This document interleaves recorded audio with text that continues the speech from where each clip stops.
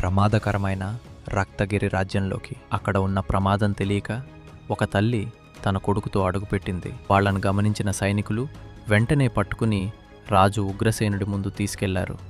కోపంతో ఉన్న ఉగ్రసేనుడు అడిగాడు, మీరెవరు? ఈ రాజ్యంలోకి ఎందుకు వచ్చారు?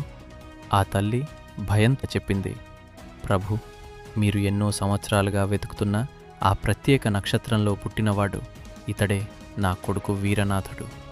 ఆ మాట విన్న ఉగ్రసేనుడు నమ్మలేదు. కాని ఆమె మాటల్లో ఏదో నిజం ఉన్నట్టు అనిపించింది.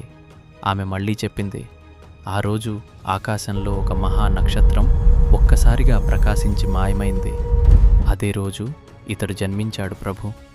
కొంతసేపు ఆలోచించిన ఉగ్రసేనుడు సైనికులను ఆజ్ఞాపించాడు, వాడి భుజం మీద ఏమైనా గుర్తు ఉందేమో చూడండి.